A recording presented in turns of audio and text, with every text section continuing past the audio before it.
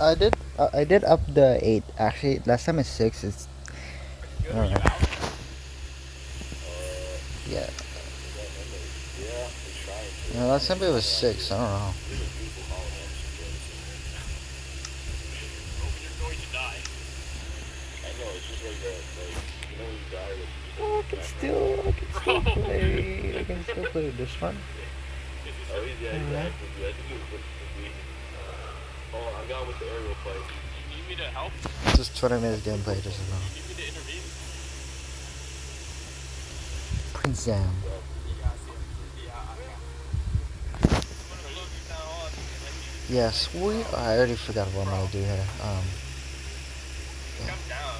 I was about to get glass, but Yeah, aerial combat. eat shit. Alright. I'm not gonna be able to hit you. What the, bro? I'm clearly hitting you. What? Oh my goodness, he's after me.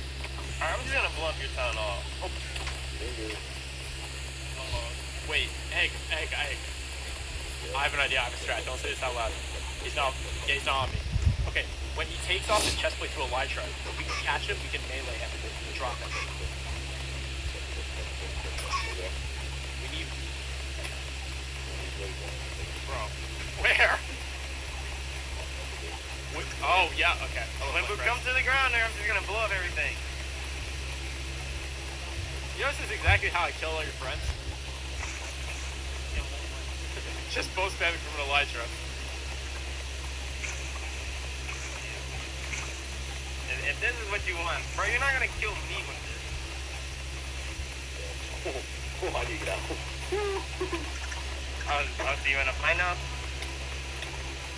Or not? Try it. Just like you said.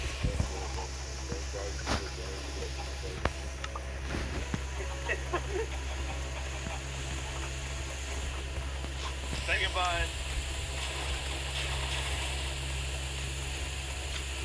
Yo, Wimbo, come down, or I'm just gonna blow up your stuff. Bro, Flame, I know you have to kill me.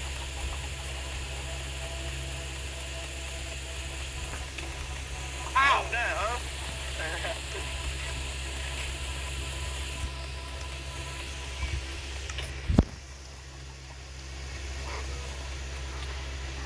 Oh, what?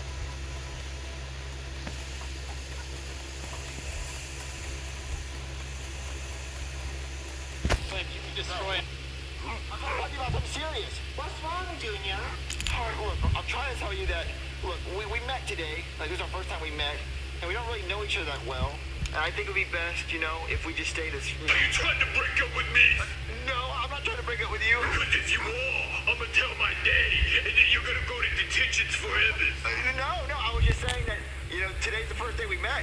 It's so crazy about how in love I am with you, and that I want to be with you forever, and I never want to leave you. I love you. A villain in Honkai Star Rail.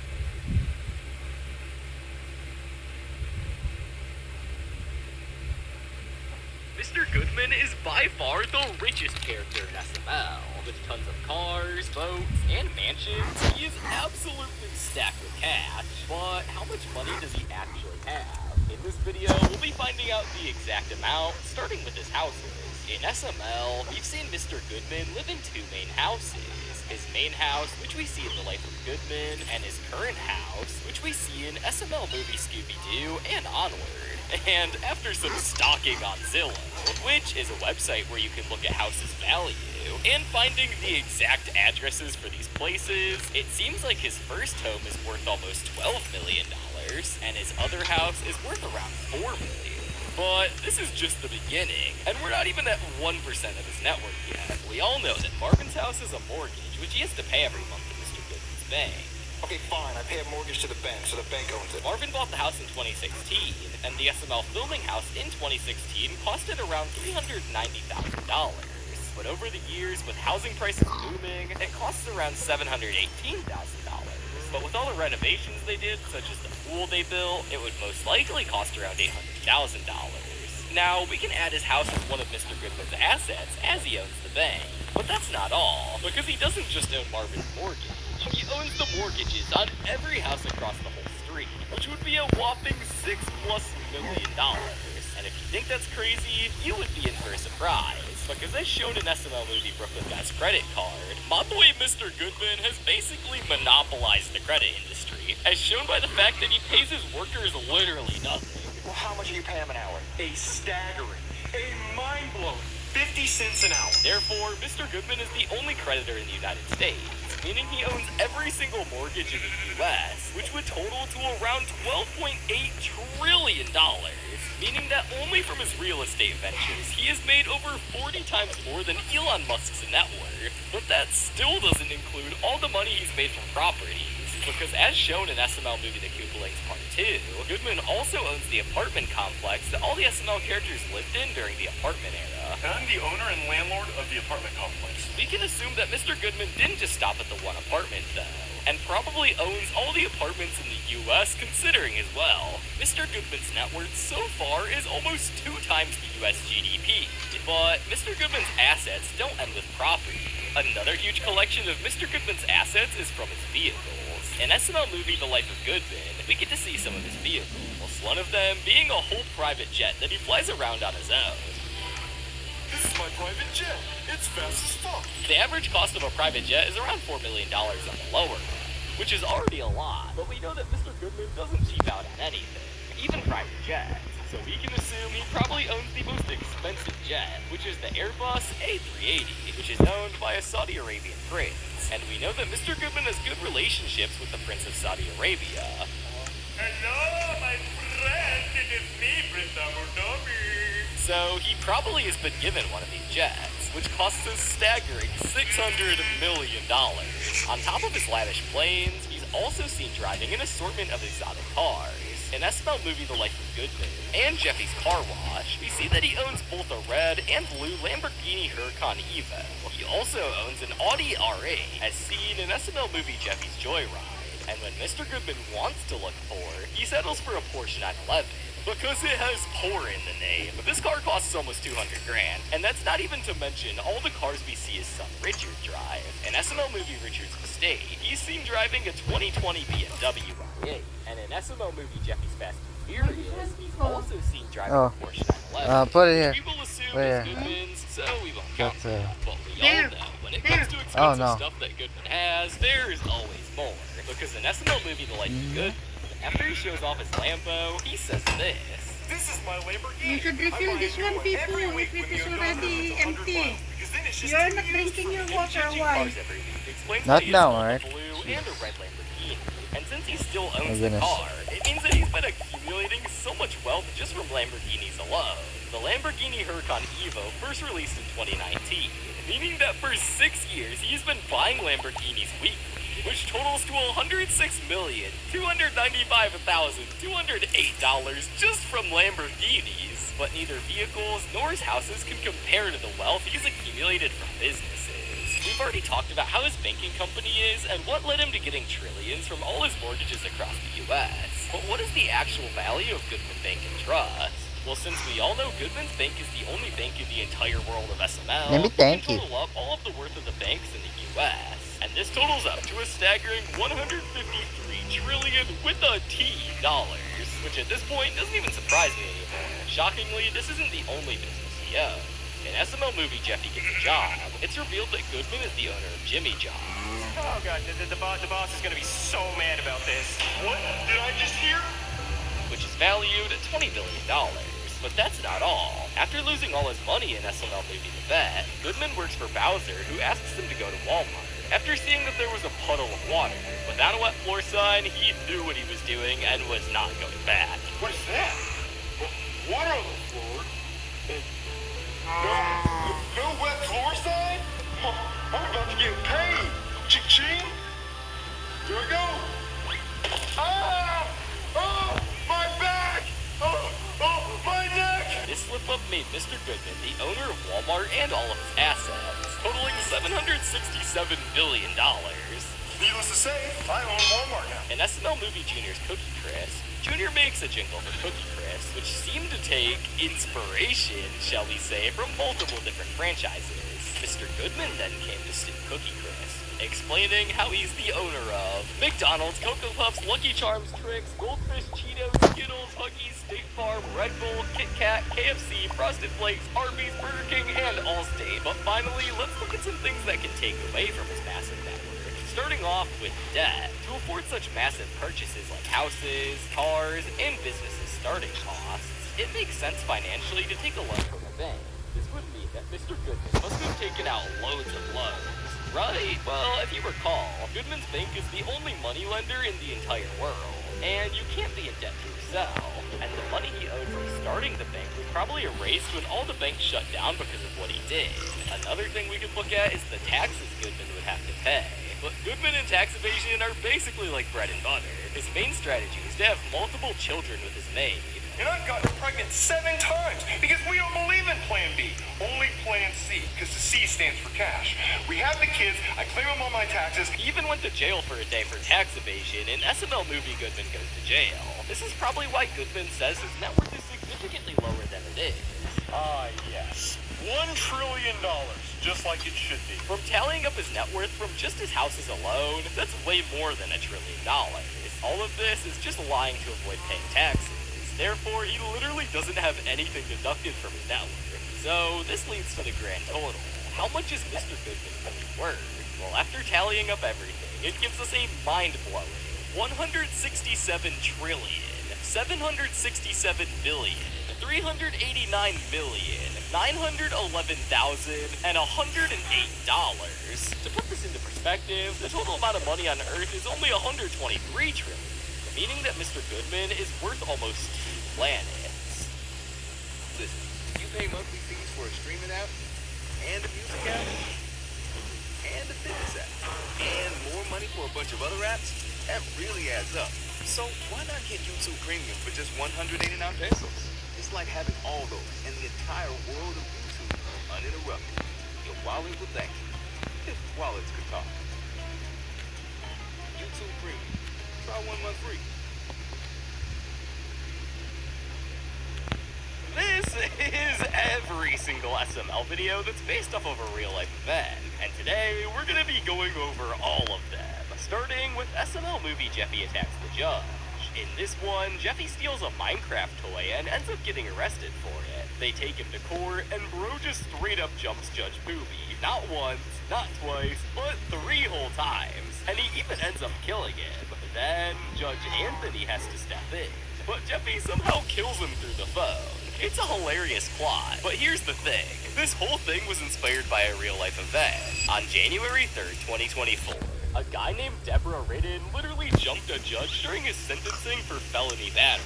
And yes, it was all caught on camera. I appreciate that, but I think it's I just can't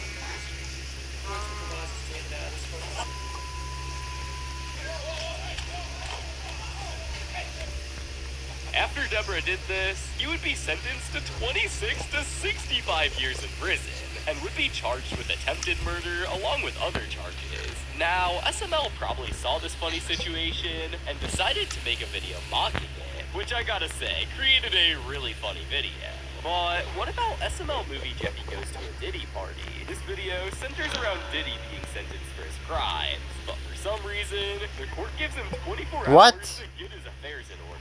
Instead of handling his business, Diddy throws the biggest freak off ever, with Junior, Jeffy, and everyone else crashing it. But here's where things take a dark turn. This video was actually based off a real-life event that isn't nearly as fun. Diddy was arrested on September 16th, 2024, for charges like naughty trafficking and racketeering. Dude, I'm poor as After shit, man. further investigation, There's no jack they shit, man. discovered even worse things. His house was filled with thousands of bottles of baby oil, and for years he's been hosting freak-off parties, which were really illegal, and disturbing things went down in them. On top of Damn that, it. he has faced numerous civil lawsuits and accusations of unconsensual activities, assault, child abuse, and harassment dating that went all the way back to the 90s. It's a pretty unsettling real-life connection to a video that didn't look as bad as it really was to the average viewer. However, we are nowhere near done with the Diddy saga, because as of filming this video, SML recently came out with a part 2 to SML movie Jeffy Goes to a Diddy Party. In the part 2 of this video, Diddy was found not guilty of all of his charges and was let out of jail. This made Brooklyn guy ask Marvin if he could go to the Diddy party he was gonna host after being released. And he wanted Marvin to sneak in with a camera to get evidence of Diddy doing these bad things again. So this time, they could put him away for good. However, they would fail miserably at this, not getting any evidence. Now, this wasn't just a made-up plot. This actually happened really recently. As of July 2nd, 2025, Diddy was found not guilty of racketeering and 2 counts of naughty trafficking. His sentencing court date is going to be on October 3rd, and he can be seen to face between 4 to 5 years in prison. And to make the situation even weirder, fans were outside the courtroom celebrating with baby oil?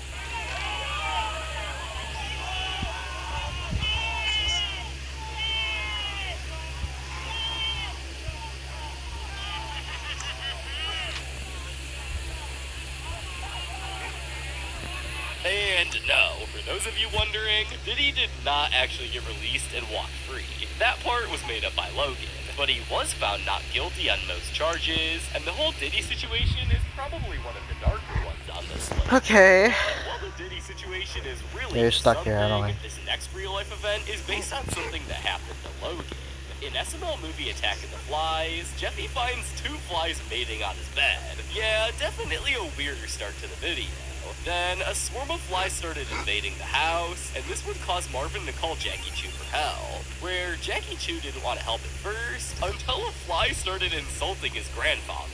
This caused Jackie Chu to come over with a gun full of salt. He would kill most of the flies, but have to call in his son Jackie Chu for backup. And finally, he used a fly swatter to kill the rest of the flies. Now, this plot was very weird, but the real-life event tied to the story is around in the middle of 2023.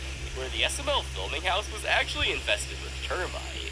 Now, if we had to guess, this was probably during the time where they were looking for a new cleaning lady. So they might have had some messes left out, and this caused termites to pile up, and became a big problem for the crew. So, SML has made some videos poking at some weird stuff before, including a pest problem they had. But they took it a step further by making fun of actual crime. Again, and these ones might be even worse. That brings us to the video SML movie Jeffy Catches a Predator. In this one, Joseph starts chatting with some random dude online that claims to be in his 30s or 40s. Things get super sketchy when this person would send a full picture of his junk to Joseph.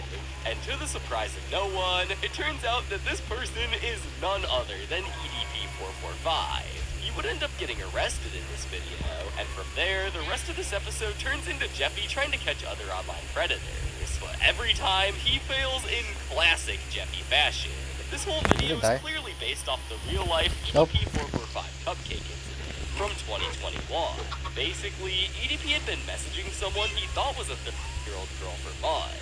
Then, in April, he tried to meet up with her. But it turned out this would be a sting operation set up by a YouTube group called Predator Poachers. And when they confronted him, his now infamous excuse was that he was there to just pick up a cupcake. Clearly, no one bought it. Well, I was actually coming out here to pick up a cupcake and then go back home. But let's be real here. Everyone could see that this whole thing was just a bunch of lies. Even the YouTubers knew what was up, since they had all the gross messages EDP sent its crew. Now, you'd think after all that, EDP would be done for good, right? Well, that definitely wasn't the case. Fast forward to 2023, and boom, he gets caught trying to meet up with a minor. This time, it was the YouTubers Gideon and Skeeter Gene who had set him up. And get this, Gideon showed up in a cupcake costume. I just want to know, why do you think we're here? If you could guess, Brian, why do you think we're here? Could you answer me that, Brian? SML saw all of this, and just 2 months later, they made a video on him, and in a way would also make fun of predator catching channels who would sometimes fail at catching predators. The video would get really positive responses, with most fans liking the video. The EDP voice lines on the puppets are funny ASF. Now, let's talk about SML movie. Let me see something. Actually, Jeffy Jr. and the rest of the I want to farm. swing. But Marvin, being a grumpy little goober, wasn't letting them. So Jeffy would then proceed to wish that Marvin broke his back. After Cody mentioned that stepping on a crack breaks your mama's back, this would cause them to use an Uno reverse card. So when they step on the crack, instead of breaking Rose's back, it would break Marvin's back. Now, that was the plot, but let's get to the good part, the real life event. Now, this video was actually based on Logan breaking his back, as the video posted before this one was SML movie Jeffy's Fast and Furious. In this video, Logan was racing one of the cars, specifically his you ready, red bro? 1,000 I horsepower was ready. Chevy Camaro.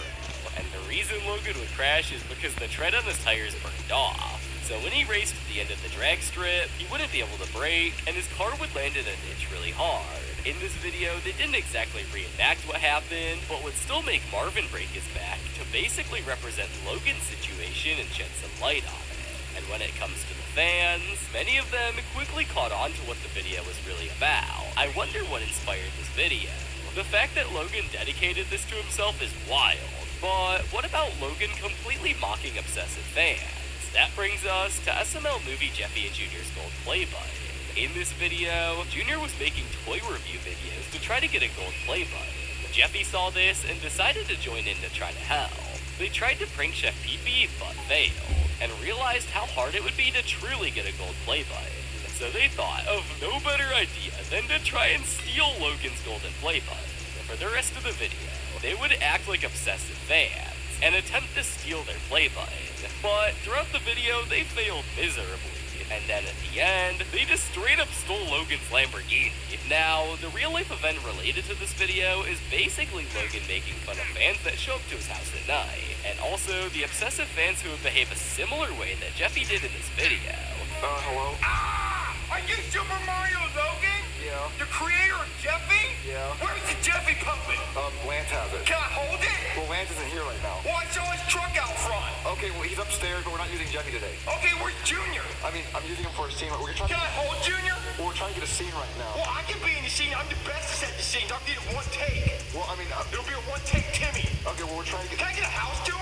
I mean, we're not letting Can fans... I live here? Well, we're not letting fans inside the house because of the con call. Well, I've already had it, so we're good. So, can I live here? This video was super blatantly obvious that it was a shot at obsessive fans, so viewers would notice right away. I like how the cast is low-key roasting us. I love how they're basically dissing his type of fans. Just Okay, well, he's upstairs, but we're not using Jeffy today. Okay, where's Junior? I mean, I'm using him for a scene. We're trying Can I hold Junior? well, we're trying to get a scene right now. Well, I can be in the scene. I'm the best at the scenes. I'll get it one take. Well, I mean, It'll be a one take Timmy. okay, well, we're trying to get... Can I get a house tour? I mean, we're not letting Can fans... I live here? Well, we're not letting fans inside the house because of the con call. Well, I've already had it, so we're good. So, can I live here? this video was super blatantly obvious that it was a shot at obsessive fans, so viewers would notice right away. I like how the cast is low-key roasting us. I love how they're basically dissing his type of fans. Just when you think these SML videos can't get any weirder, here comes SML movie Jeffy's Gamer Girl problem. And trust me, this one is really weird. So it starts with Marvin, Jeffy, and Rose watching the news. And there is this 21-year-old gamer girl who is somehow selling her first bathwater for $250 a jar. Jeffy hears about this and immediately tells Junior and Josie. Naturally, they decide that they need to get some, so Jeffy steals Marvin's credit card to buy it. Meanwhile, Marvin orders a pizza, but in typical SML fashion, the bathwater shows up right before the pizza, and Marvin ends up accidentally getting it. Rose sees this and immediately assumes that Marvin bought it for himself, and just like you would expect, she gets really mad at it. But it only gets worse. Jeffy also orders a stepped-on Gamer Girl pizza, and of course, Marvin ends up getting that too. At this point, Rose completely loses it. This may be hard to believe, but this indeed was actually based off of a real-life event. Back in 2019, adult streamer Belle Delphine would sell her own bathwater for $30 a jar, and she reportedly made over $90,000 off of it. And not only did SML use this as a free content idea, but other YouTubers made ridiculous videos about it, such as classics like I vaped Belle Delphine's bathwater, or trying Belle Delphine's bathwater, and other women later would capitalize off these weird ideas. As recently, in 2025, Sydney Sweeney announced that she's gonna start selling soap made purely out of her bathwater. People are really doing anything for money nowadays. Well, that last video was definitely a really weird one, but let's go back to covering some serious topics. And that brings us to SML movie John F. Kennedy. In this interesting video, Junior, Joseph, and Penelope are playing basketball while Cody dresses as a girl, and he goes on an anniversary trip with Ken to Dallas, Texas, while being driven by Jeffy, until Ken is suddenly shot and killed on the road. Cody goes back home, and suspicion grows as Cody believes that either Junior or Joseph may be responsible for this. And after a video reveals the moment of the shooting, but not the shooter, Joseph is arrested and later shot by Timmy in revenge, leading to a crazy courtroom scene where Timmy is sentenced to death, but accidentally killed by Judge Bibby using his broken gavel. In the end, Junior heavily implies that he was the real killer all along, leaving Cody shocked and very mad. This video was very clearly based off the tragedy of John F. Kennedy. Kennedy was assassinated on November 22nd, 1965 in Dallas, Texas, while riding a motorcade in the city. Later on, the assassinator, Lee Harvey Oswald, would be arrested, and just 2 days later, Oswald would be shot and killed by an individual named Jack Ruby while he was being transferred to a different jail. And fun fact, Kennedy is the reason why presidents can no longer drive by themselves anymore. The SML video told the story in a pretty decent way, with some plot changes like usual, but it was cool seeing SML cover a serious tragedy like this. However, now that we're on the topic of presidential tragedies, let's talk about SML movie Junior gets his ear pierced. Basically, Junior wants to get his ear pierced to impress Penelope. But since Braxton won't allow it, he convinces Cody to shoot his ear from the roof with a sniper rifle. But Cody would accidentally hit Donald Duck instead, and would also shoot Junior's other ear. After the piercing turned out to be the wrong ear, making Junior think people will assume he's gay, chaos continues as Cody is identified as the shooter and ends up in court, with Mickey and Goofy trying to get revenge. In the end, both of Junior's ears are pierced by bullets. Now, if it wasn't already obvious, this incident is based off the assassination attempt of Donald Trump at one of his rallies on July 13th, 2024. His right ear was shot, and his head movement was the reason his life was saved. The SML video told the story in a pretty decent way, and they even chose Cody as the shooter, most likely because he looks similar to the real shooter, Thomas Matthew Crooks. But what about SML movie Abraham Lincoln Ken? In this video, Junior, Joseph, and Cody decide to go back in time to a theater, to the exact time that Abraham Lincoln got shot, and Cody ended up accidentally leaving Ken on Lincoln's dead body. This would cause everyone to believe that Ken was Abraham Lincoln, and got on the $5 bill and never ended up getting shot in history. Now, if it wasn't already obvious, this is based off the assassination of Abraham Lincoln on April 14th, 1865. Actor and Confederate supporter John Wilkes Booth shot and killed President Abraham Lincoln while he was watching a play called Our American Cousin at Fort Meade in Washington. Booth had a bigger plan to take out other top government officials too, but in the end, Lincoln was the only one he managed to kill. This assassination is one of, if not the most popular political assassinations in history, and SML did a pretty good job of retelling the story, besides some plot changes like usual. Now, speaking of killings, let's take a little detour from the whole presidential tragedy side of things, and dive into something different. Next, we got SML movie Jeffy's Pet Squirrel. In this one, a squirrel somehow manages to get into their house and start stealing peanuts from Chef Pee-Pee. Jeffy, of course, spots it and decides it'd make the Fuck me, bro. He shows it off to everyone, Holy but things go shit. south when the squirrel bites Timmy. Timmy freaks out and runs off to Hank, who then calls the cops. The cops show up to Marvin's house and get ready to chop off the squirrel's head to test if it has rabies. But Marvin somehow convinces Brooklyn guy with a fake doctor's note saying that the squirrel is fine. Then, to no one's surprise, Marvin ends up catching rabies. Now, as goofy as the plot sounds, believe it or not, it's still based off a true story. There was an eastern gray squirrel found and rescued by an individual named Mark Longo in 2017. Mark found the squirrel because he was driving home from work one day, and he saw the squirrel's mother killed by a car in New York City. Mark would try to find shelter for the squirrel, and he subsequently named the squirrel Peanut, but he was unsuccessful finding it a shelter, so he decided to take care of it and bottle feed it for 8 months. Then, after he decided that Peanut should be let back into the wild, just 1 day later, he would find Peanut on his porch with half of its tail missing. After this, he would decide to keep Peanut, and would even make an Instagram account for it, and the username was Peanut the Squirrel 12.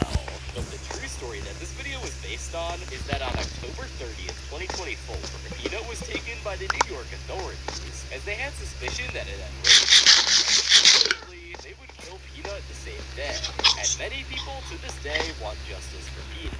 However, now that we're on the topic of squirrel-related things, let's talk about SML movie The Acorn. This video starts off with Brooklyn Guy and Simmons being followed by a cop's camera crew during their routine patrol, where they would arrest Charlie for possible green stuff possession and would put him in the back of a cop car. Then an acorn falls on the car behind Brooklyn Guy, which would cause him to accidentally shoot 26 bullets at Charlie, using the acorn for a gunshot. However, Charlie didn't get hit by any of the bullets, so he sued, and Brooklyn Guy is stripped of his job. But later, he would want his job back, so he teams up with Marvin to track down a local serial killer, with Rose acting as bait. Brooklyn Guy would catch the criminal and get his job back thanks to Rose. Now, this video was actually really accurate to the real-life event that's behind this. On November 12, 2023, two police officers named Jeffy Hernandez and Beth Roberts would open fire on an individual named Marquise Jackson because an acorn fell on the police car, and they would somehow mistake it for a gunshot. Shots fired! Shots fired! Shots fired! Shots fired!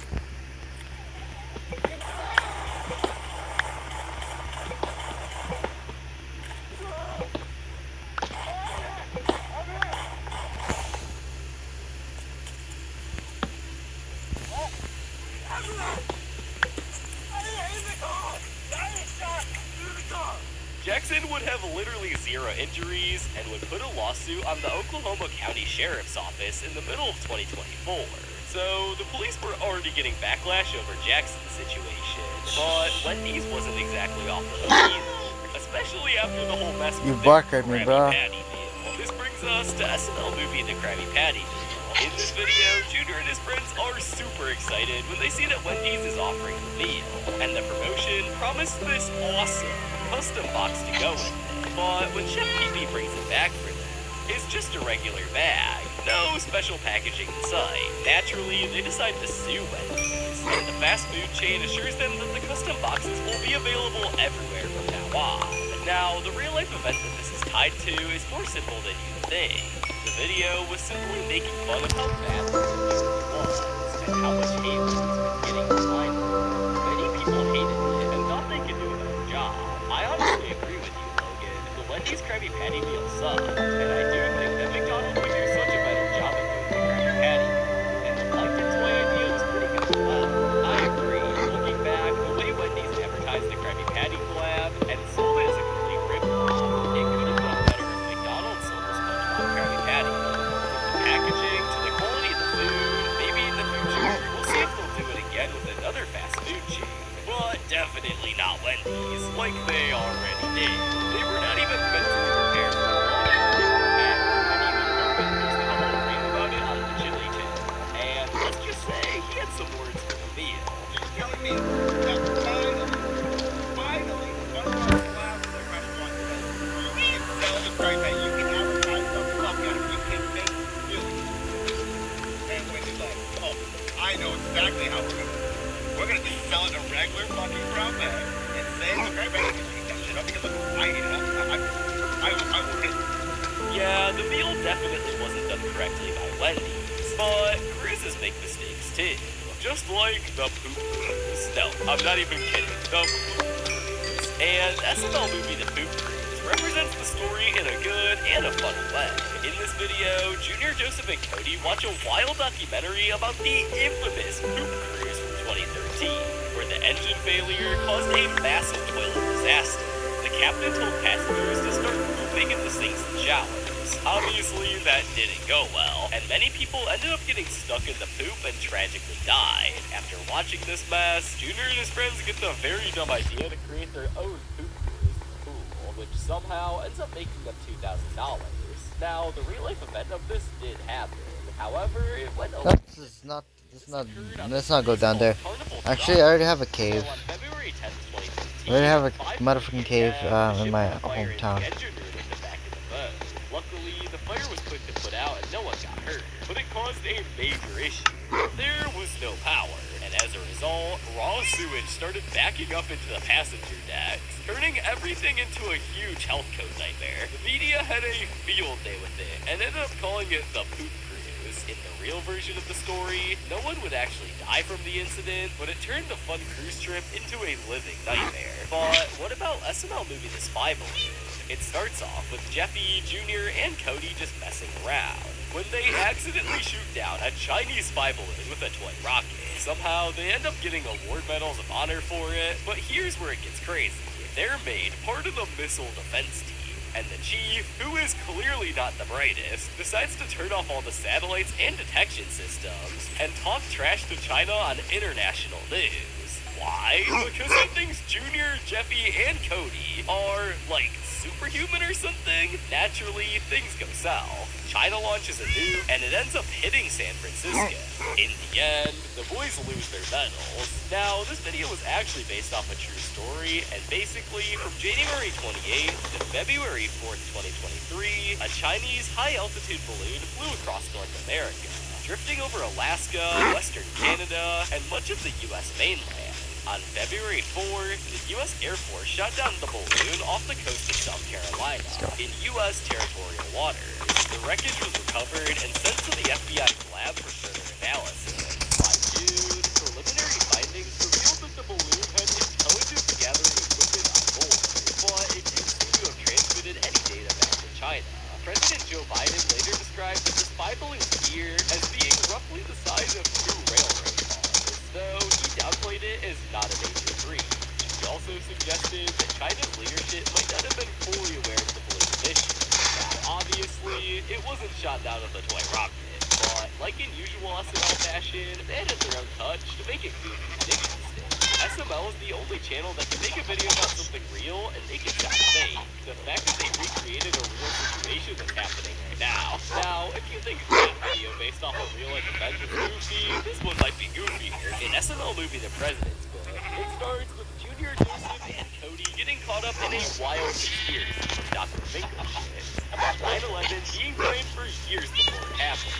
And in their quest for proof, they decide that they need the President's Book of Secrets to confirm the truth. After a ridiculous plan involving McDonald's and a fake kidnapping of Donald Trump, they manage to steal the book, only to be caught by Donald Trump himself, who demands it back. They briefly glance at what's in there, uncovering bizarre secrets like Harriet Tubman inventing work. But before they can dive deeper into the 9/11 mystery, Trump reclaims the book, leaving them with a TikTok ban as punishment. However, the real-life event tied to this video is rather simple.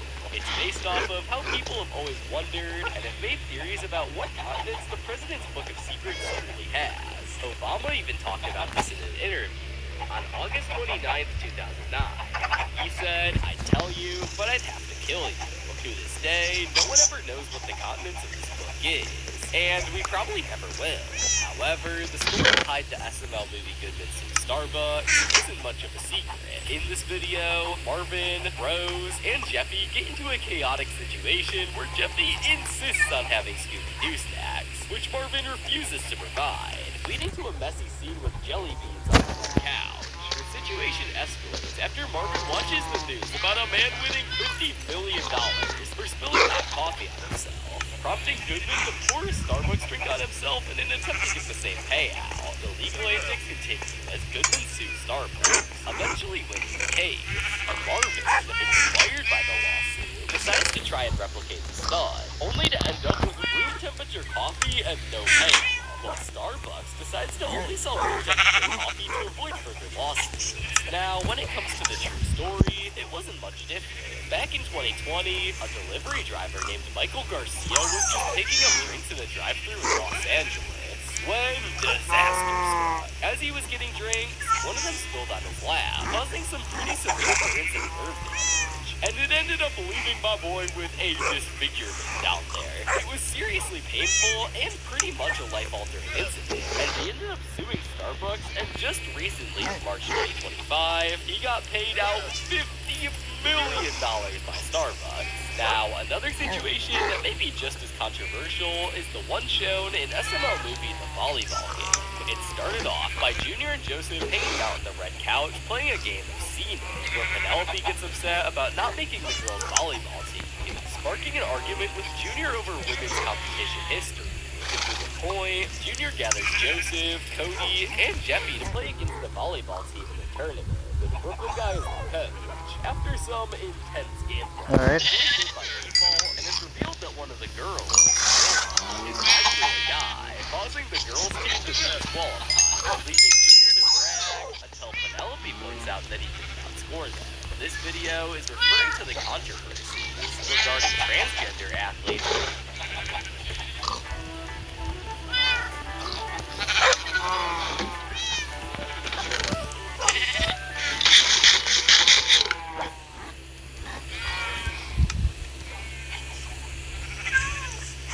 Being able to compete alongside non-transgender athletes in sports, and how the government is trying to make rules out of this. Most people out there don't support this and speak their minds out on free speech apps on Reddit. It shouldn't be the government's place to decide who can play and who can't play. It should be the sports bodies themselves. Now, that was one of the more controversial ones, but thankfully, SML movie Brooklyn Guy's Ball isn't anywhere near as controversial. The video starts off by Karen discovering that their bills are overdue, but Brooklyn Guy just brushes it off, showing her a football that he claims is Tom Brady's Super Bowl touchdown ball. After trying to Let me see. worthless due to an Antonio Brown signature, Brooklyn Guy goes on a chaotic mission to get Tom Brady to sign it, eventually resorting to kidnapping him with Martin's help. Though Tom Brady eventually signs the ball with an insult, Brooklyn Guy is unfazed, and later proudly shows the signed ball to Karen. While the news reports that Tom sold the Super Bowl jersey, Brooklyn Guy threatened him for $2 million. Now, the true story tied to this is rather simple. It's simply about Logan wanting to get his football with an Antonio Brown signature, signed by Tom Brady. And the real-life event that ties to this is that Antonio Brown and Tom Brady absolutely hate each other. But during Logan's $800,000 charity dinner with Tom Brady, he actually got it signed. But while that real-life event was pretty simple to say the least, the real-life event for SML movie Jeffy the Boxer is not as simple as you may think. In this video, Junior, Jeffy, Cody, and Joseph are watching the news when Floyd Mayweather made $100 million for fighting Logan Paul. Junior then gets the wild idea to film Jeffy knocking out 50 people to get Mayweather's attention. Jeffy goes on a full-out knockout spree, taking down Joseph, Chef Pee-Pee, Cody's parents, Junior's dad, a celebrity, and his own parents, and even the news anchor, before finally reaching 50 by knocking out the audience watching the video. Junior calls a promoter hoping to get a Jeffy fight with Mayweather, but ends up landing a match with undefeated Dean Money. Jeffy surprisingly wins and earns $100 million, only for Goodman to sue them for that exact amount, leaving Junior wanting to start the whole thing over.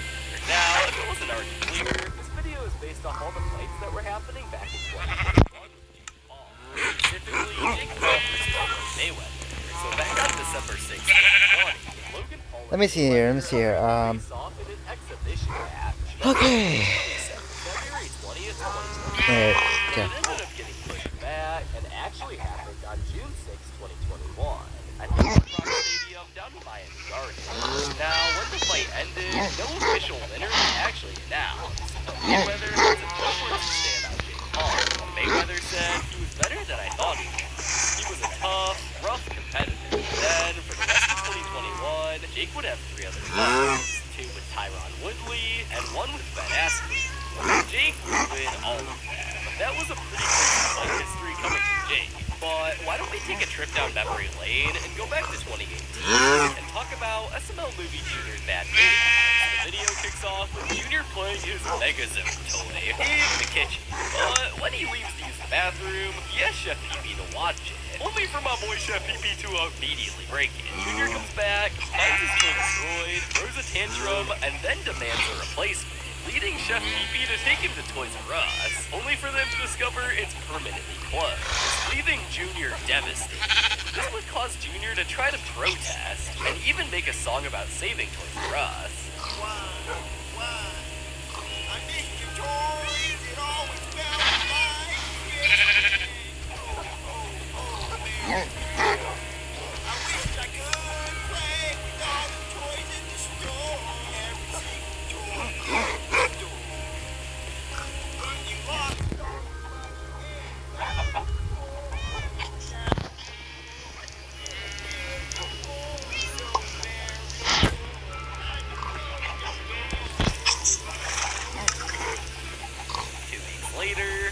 failing to make money with the Saving Toys R Us song, Junior and his friends accept a fee to go to Walmart instead, still chanting, "We want toys" on the way out. Now, the real story behind this video is pretty straightforward. It's all about how Toys R Us officially shut down worldwide in 2015, and a lot of people were heartbroken that there wouldn't be a dedicated toy store anymore. The main reason it happened was because the company filed for bankruptcy within a year. As part of the process, they had to close every store in the US to meet the terms of the bankruptcy agreement. The whole situation is pretty sad for a lot of people. But SNL movie Jeffy Competes in the Olympics is very different. The video starts off with Jeffy annoying Marvin using a bubble blast, eventually leading to a comment about Jeffy only being fit for the Special Olympics, which Jeffy takes as inspiration and sets off the joy. Meanwhile, Junior and his friends hear about Jeffy's plans, and despite Cody explaining what the Special Olympics actually are, Junior and Joseph fake injuries just to win gold medals. They end up getting really hurt, but Brooklyn Guy decides to form a team with them anyway, and takes them to the actual Paris Olympics, only to realize it's too late and that they're up against real pros. Like LeBron James, Actually, I don't bring water. Actually, I have a plan to get more experience. After being completely crushed in You know. basketball and swimming, Jeffy pulls off a miracle tie in a race against Usain Bolt, earning the team a single gold medal. Now, the real-life inspiration behind this video is actually pretty cool, and it ties into a few different events. For one, it highlights the 2024 Paris Olympics and touches on how some Paralympic athletes can also compete in the regular Olympics. A standout example is Bruna Alexandre, a table tennis player who made history as the first athlete to compete in both the Paralympics and the Olympics. Fun fact, she lost her right arm as a baby, which is why she initially I forgot about this one. But since table tennis only really requires one hand, she decided to take on the challenge of the main Olympic stage too. This was all pretty impressive. But what Dougie did to Marvin in SML movie Dougie's Fried Chicken Cheetos was nowhere near impressive at all. In this video, Marvin thought he was getting dinner, but Rose gave him pizza rolls instead. And while he was choking on one, Dougie asked him for $500 just so he wouldn't have to get a job. Then, Dougie ends up wanting to get some rare fried chicken Cheetos instead, which sends Marvin on a wild adventure involving secret calls, Chester Cheetah snorting Cheetos, and a ridiculous trade offer from a rich guy named Prince Abu Dhabi, who wants Rose or someone to slob his knob. In the end, Chester agrees to be Abu Dhabi's pet and slob on his knob in exchange for the Cheetos. And when Dougie finally gets one singular Cheeto, he hates it and says he'd rather just have the $500. Now, when it comes to the real-life event, it's actually pretty simple. Get the top restaurants in town delivered straight to your door. Download the Foodpanda app and order food you love.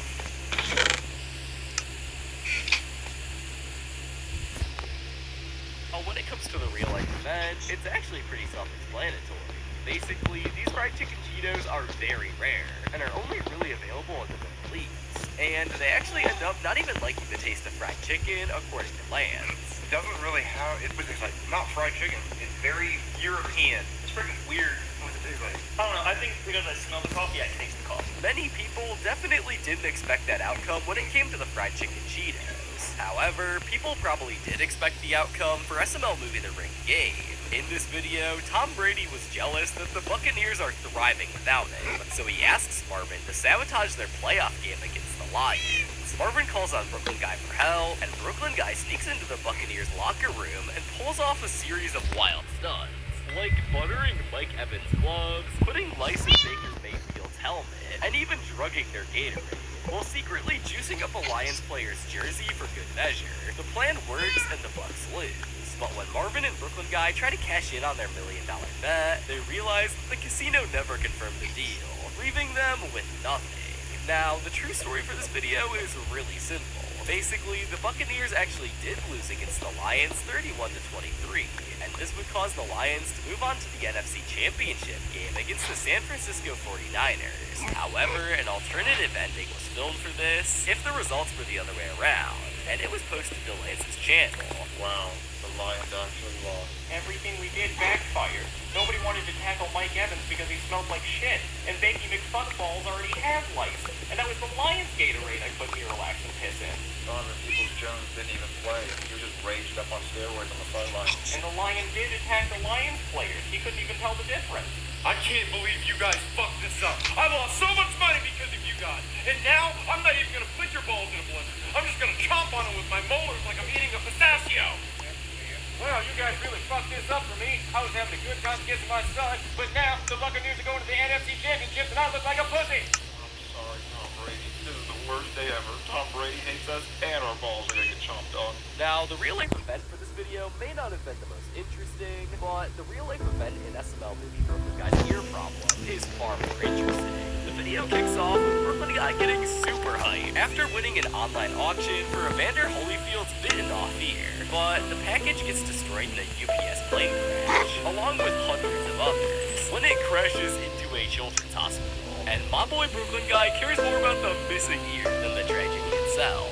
Furious, he demands the auction house to give him Holyfield's other ear, insisting Mike Tyson bites it off again, and even gets legal permission to do it himself after the other judge offers him a bizarre 24-hour pass. With Marvin's help, Brooklyn Guy tracks down Holyfield and Applebee's, disguises himself as a waiter, and after making a bunch of cringy earbuds, he finally bites off the other ear.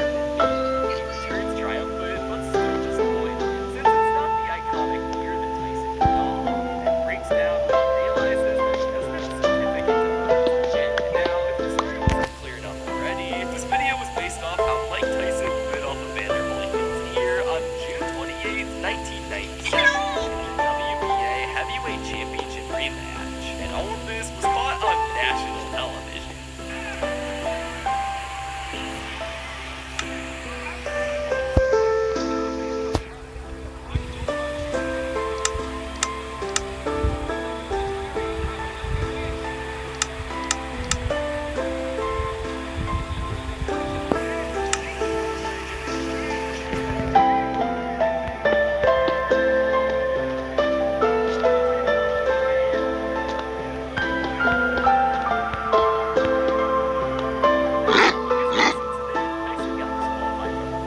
And got his boxing license revoked, but he didn't get charged for this.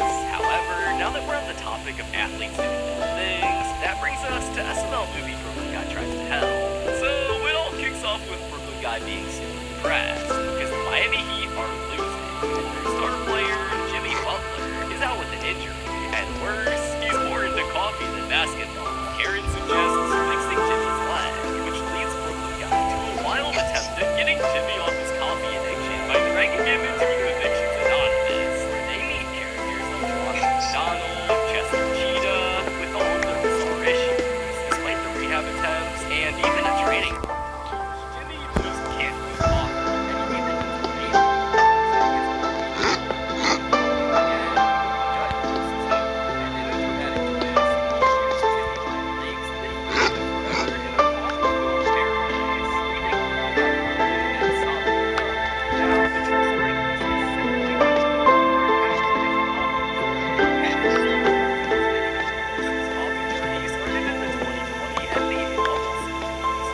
Coffee out of his hotel room to his teammates for $20 a cup. After this, throwing coffee a part of his morning tea. While he's on the road, Butler kicks off his day by having breakfast and coffee with his performance coach. Then swings by a local coffee shop for another cup right after. Once he's back in his room, he screws a fresh one using his big face travel kit after grabbing lunch and hitting up a team meeting. It's time for coffee again. And before the game, he has one more meal, and of course, another cup to top it off. All of this caused Butler to start his own coffee brand called Big Face Coffee. He currently has one official shop in Miami, Design District, Florida. Jimmy Butler definitely has quite the odd obsession. But staying on the topic of Brooklyn Guy videos, we have SML movie Brooklyn Guy's Sad Day. The video starts off with Brooklyn Guy skipping Beyonce's birthday party because he's mourning the anniversary of Steve Irwin's death, which upsets Beyonce and somehow gets the president involved, who publicly calls for people to punch him in the face. After getting hit by multiple people, including Jeffy, Marvin, and even Chef Pee with a frying pan, Brooklyn Guy finally decides to go party with Karen and eat their half-eaten cookie cake. At the party, he gets insulted by Drake and was told that no one wants him there. But finally, he gets a chance to talk to Beyonce, who surprises him by saying she also honors Steve Irwin every year instead of celebrating her birthday. Relieved and touched, Brooklyn Guy realizes she gets it after all, and they both agree it's time to party in Steve Irwin's honor. Now, this plot is definitely all over the place, but it still has a true story tied to it. This video is referencing the death of Steve Irwin. Steve Irwin was known as a popular crocodile hunter, and he died on September 4th, 2006, after being pierced in the chest by a single stingray barb, while filming a documentary called Ocean's Deadliest in the Great Barrier Reef. It would strike his heart, causing massive trauma and immediate cardiac arrest. He was only 44 years old during his time of death, and SML uploaded this exactly 18 years after he died. This video was referencing a very sad topic. However, for football fans, the true story in SML movie Their Retirement was very sad for them too. The video starts with Junior, Joseph, and Cody eating Lunchables when Chef Pee-Pee freaks out after hearing the news that Tom Brady's retiring, calling him a god and spiraling into a meltdown. After stuffing his face with bread and trying to eat a Tom Brady book, Chef Pee-Pee ends up in a mental hospital where Brooklyn Guy joins him in grief, even saying he'd rather lose his wife than Tom Brady.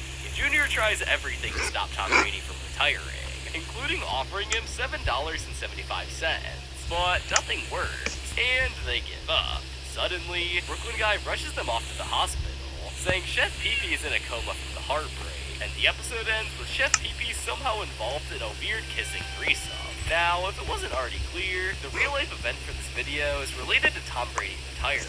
This video was uploaded on February 6, 2022, and in 2022, he initially announced he was retiring, but he ended up deciding to stay for one more season and would officially retire on February 1st, 2023, at the ripe age of 47 years old.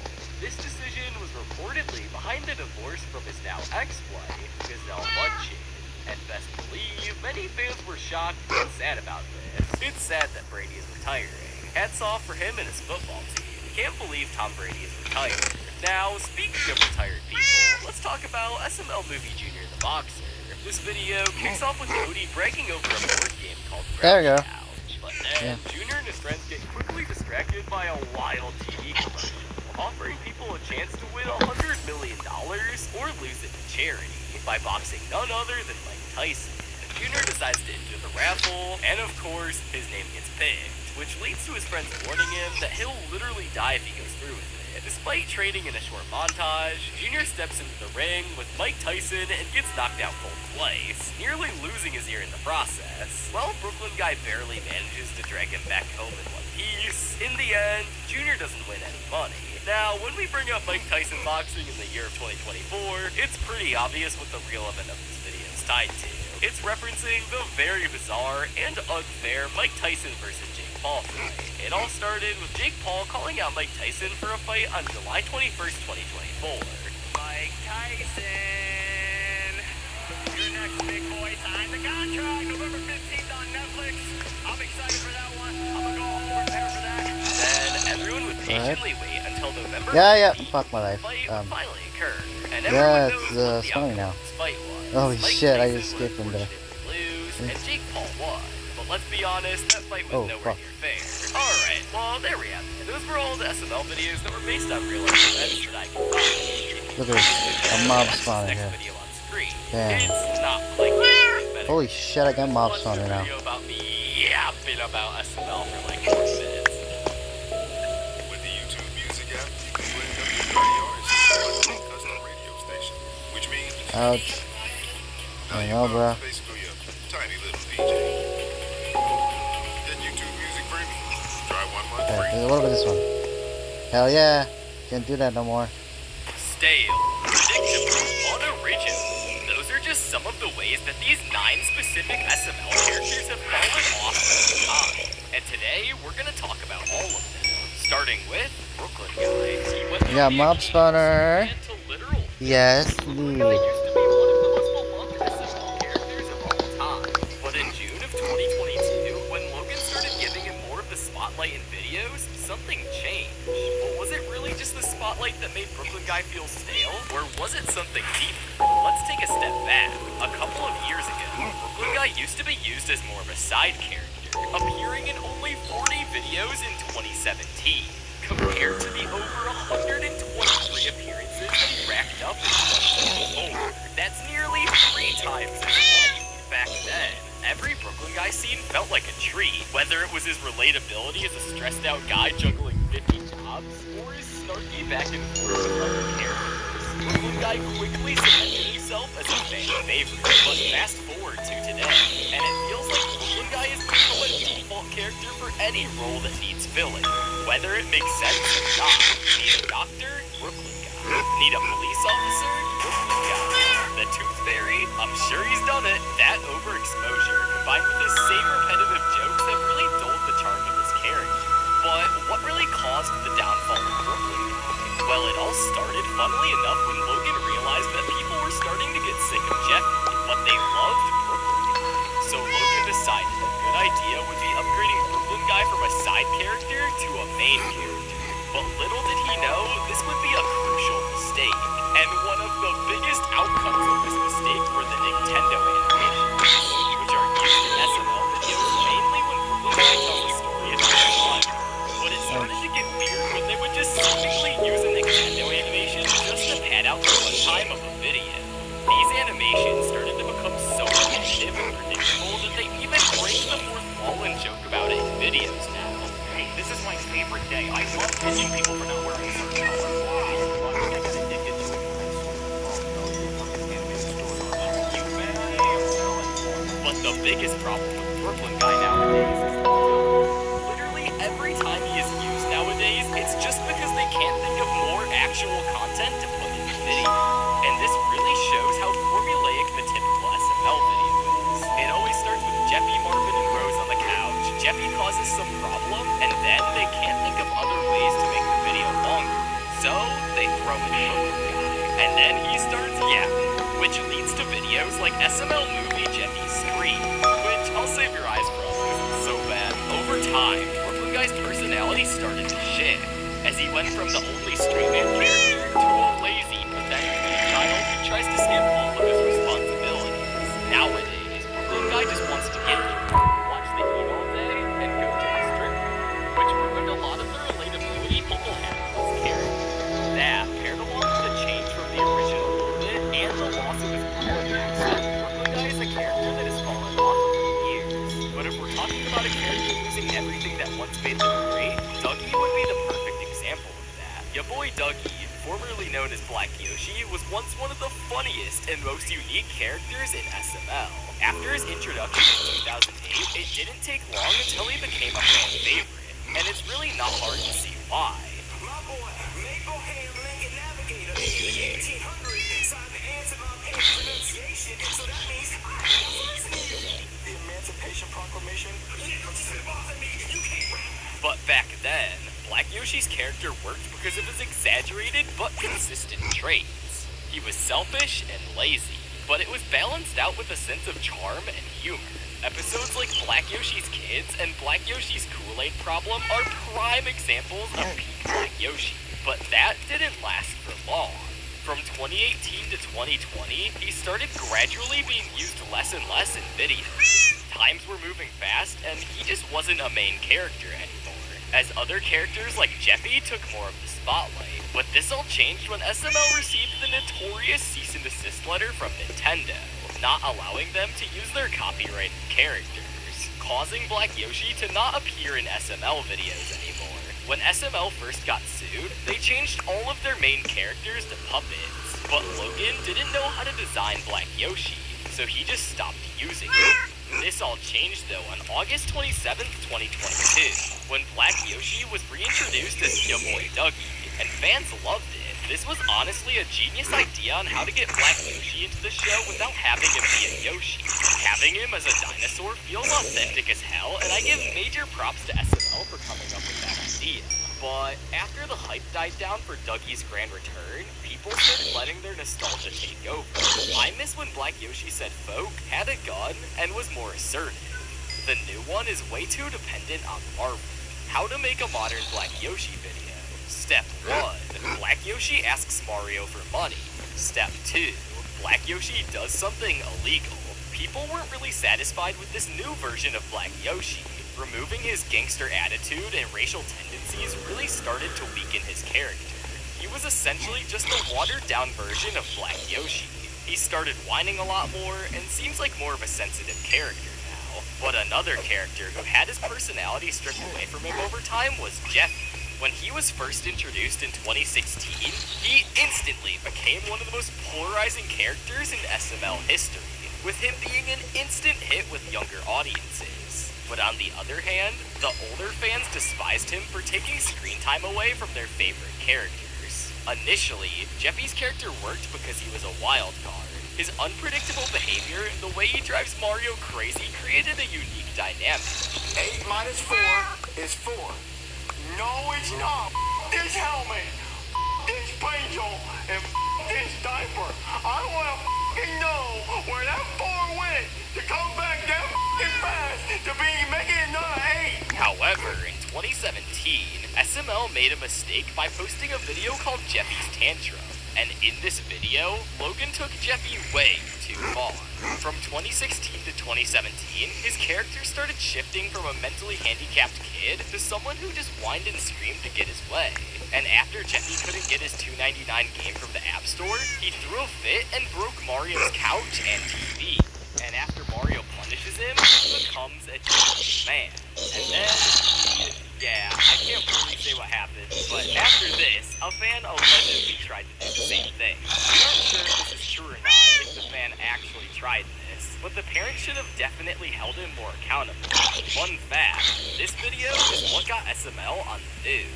After this, SML ended up on Good Morning America, which caused all of their videos to get demonetized.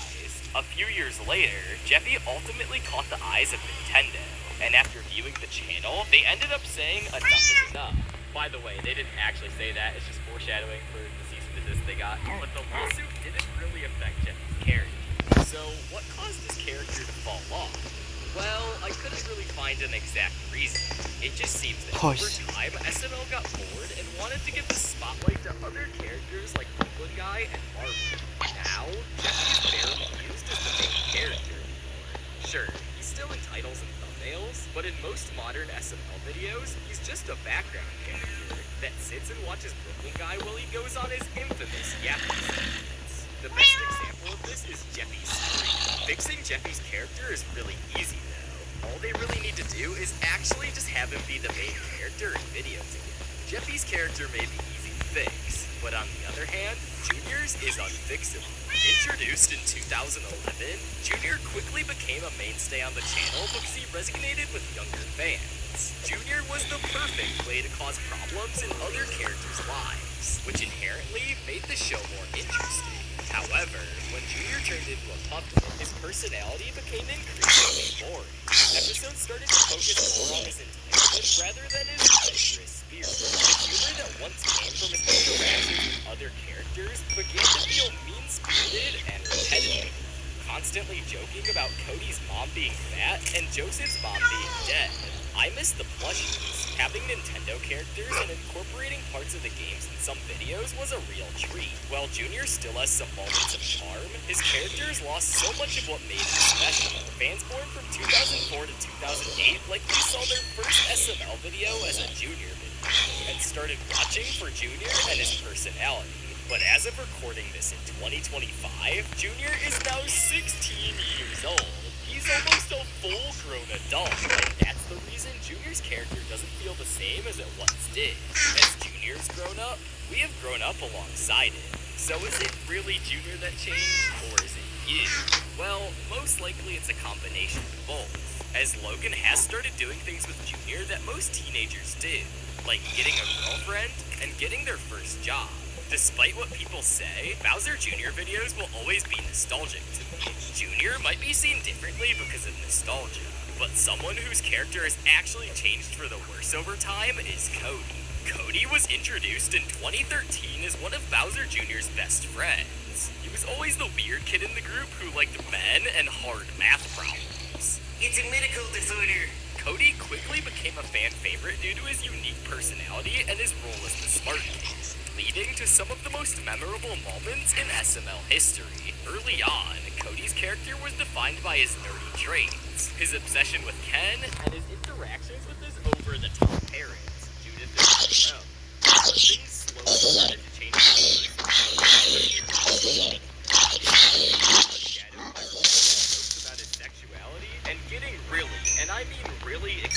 with his new boyfriend, Timmy Tucker.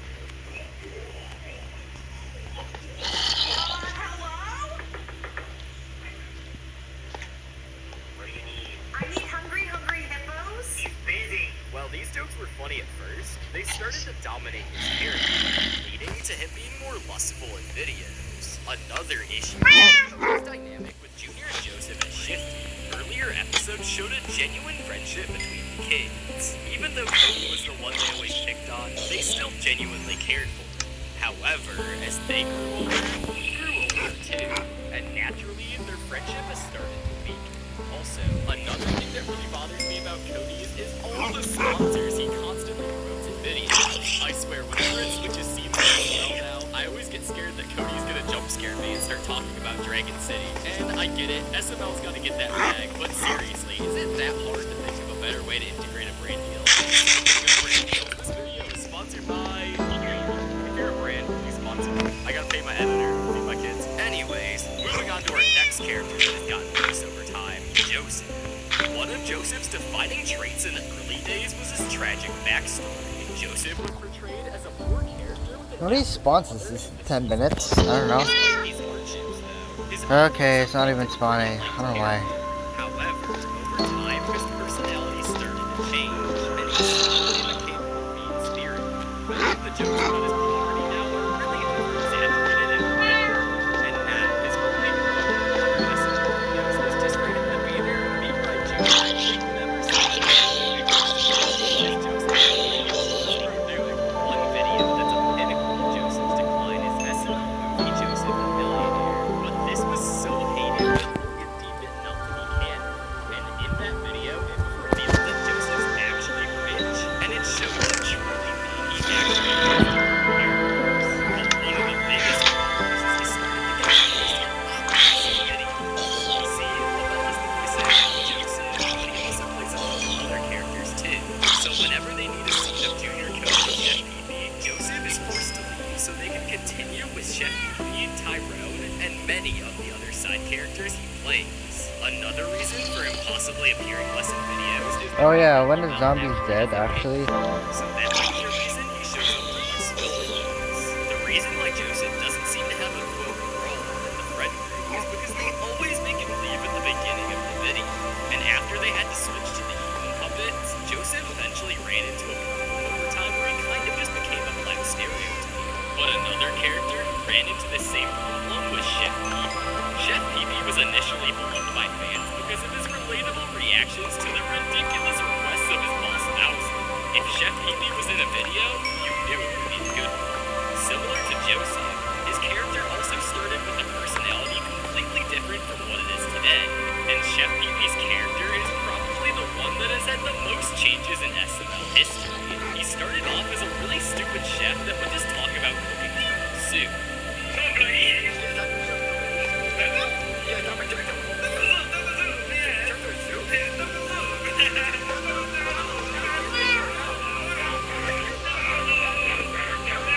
But over the years, he's evolved to actually be a pretty decent chef, with him at least cooking some pretty edible meals. However, in 2017, fans noticed that his cooking started to get worse. But honestly, him making meals that literally Oh, so make what the no fuck? sense, like burnt mac and cheese, actually made the videos hilarious and added an interesting new trait to his character. But in recent years, as early as 2023, Chef Pee-Pee has started to fall off in pretty much the exact same way Joseph did, where over time he just became a black stereotype and a shell of what his character used to be. The shift really started in SML Movie Boys Night Out, and ever since then, he's weirdly become more gangster than a chef. Although Chef Pee-Pee is still a treat to see, even recently, it would still be nice if he went back to focusing on being more of a terrible chef and cooking new abominations never seen before in videos. But this isn't nearly as bad as Marvin, who has had the biggest fall off out of any character in SML history. Once the protagonist of the show, the literal face of the channel, Mario somehow went from the face of SML to a glorified punching bag. But what makes this story even crazier, somehow he's had a comeback. Let's rewind to the very beginning. Back in 2007, yes, 2007, Mario was the main character of the channel. Classic videos with Mario, like Mario and Luigi's Stupid and Dumb Adventures, had that perfect mix of comedy, randomness, and charm that made SML what it is today. Modern SML fans will never understand what we've experienced. But then, everything changed in 2016. When Jeffy was introduced, he completely flipped SML on its head. Suddenly, Mario's whole existence revolved around babysitting Jeffy. Sure, Mario has always been stressed out, but now his frustration went from relatable and funny to non-stop whining.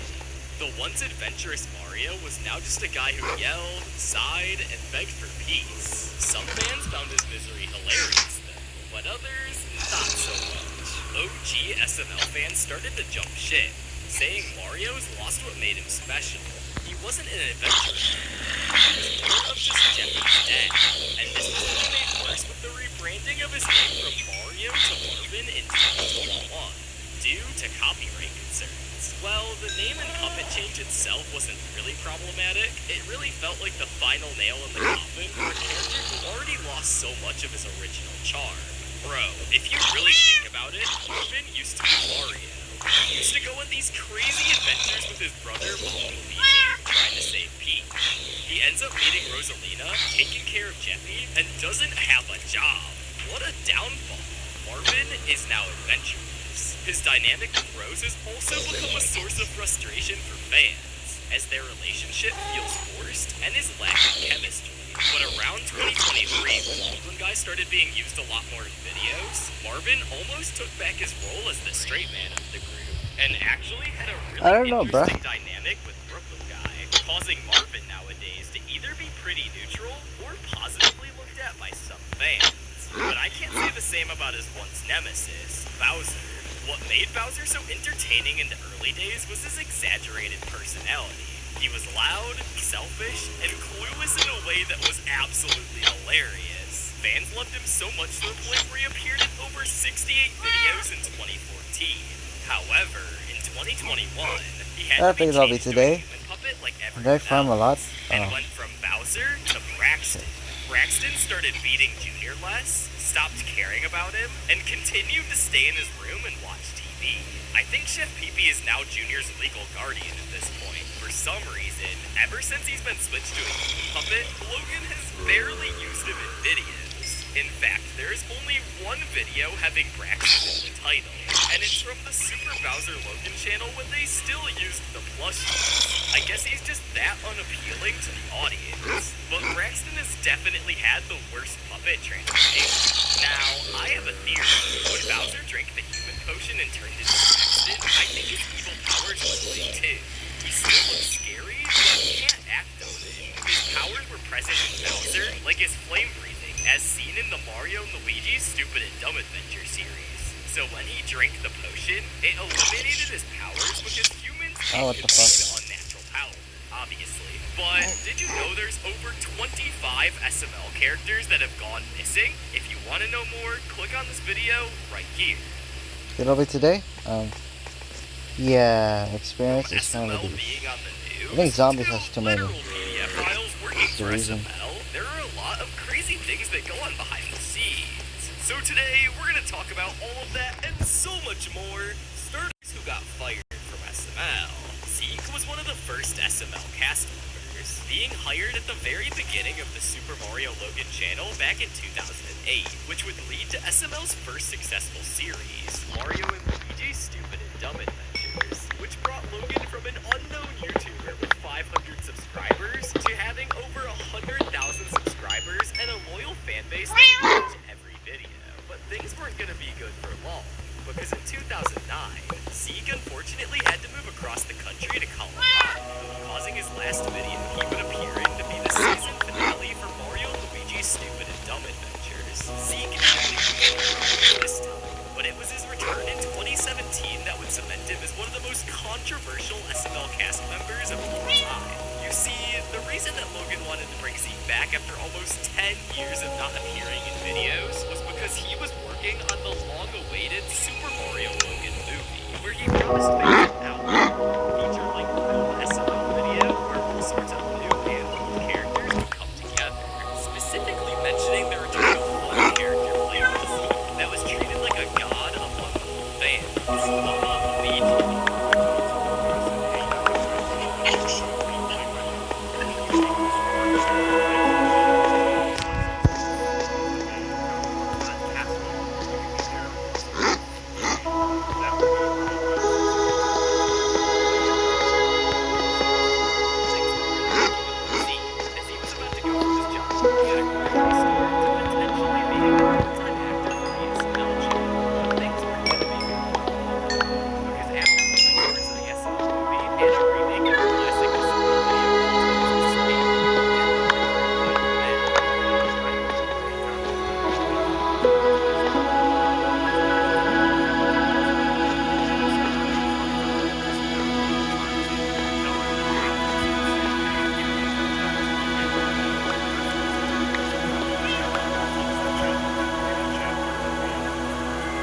As much as Zeke didn't want to admit it, Logan not inviting him back really tipped him over the edge. So on June 30th, 2018, Zeke podcast with a very notorious member of the SNL community, WH, who was basically the final boss of Unbeatable fans.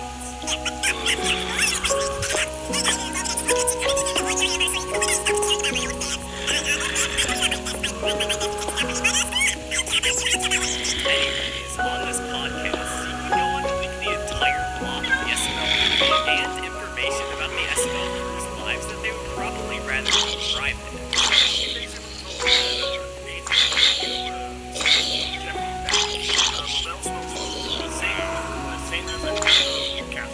Pablo wasn't the only cast member to get on Logan's bad side. Back in 2021, Logan posted a blog called Pablo's Cousin Came to Film With Us, which would introduce a new member to the SNL crew named Rachel Newman. But she would only appear in 2 videos, voicing a new character at the time named Penelope. But a couple of months later, she disappeared from videos and Elena started voicing her character.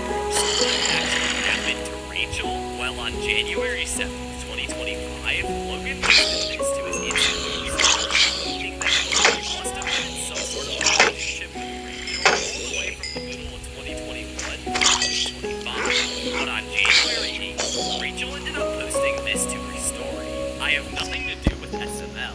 I'm literally single, so if you're here for that, you're in the wrong place. And then to really cement the fact that she was out of Logan's life, she said, I have a new number now. If you need it, let me know.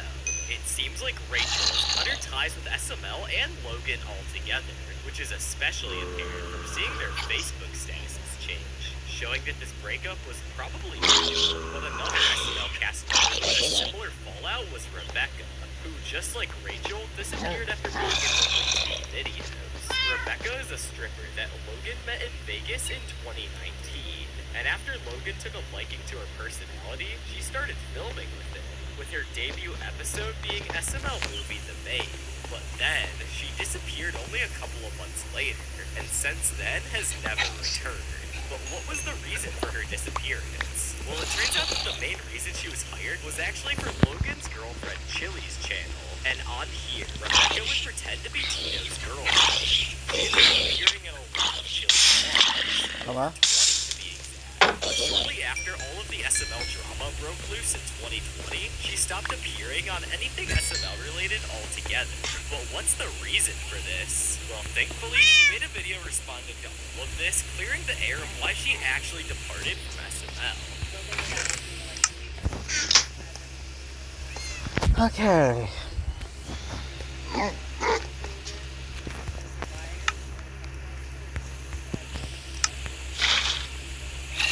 Yeah, oh, fuck my life. No. Jesus, man, the hell's wrong with me? Damn. Oh, goddamn.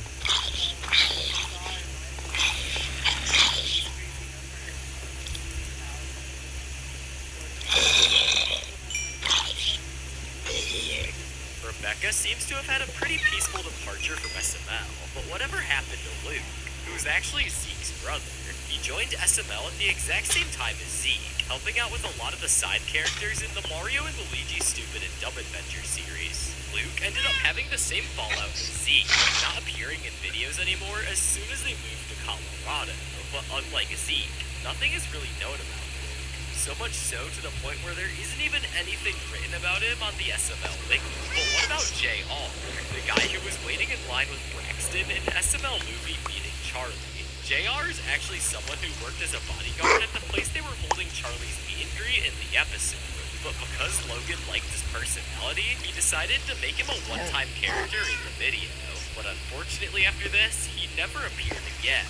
But people really liked this guy, including myself. Whoever that guy was, he's hilarious, and his acting fits in perfectly for the SML theme. I like these two new characters. I think they have awesome potential for more appearances in the show. Looks like Braxton found a new best friend.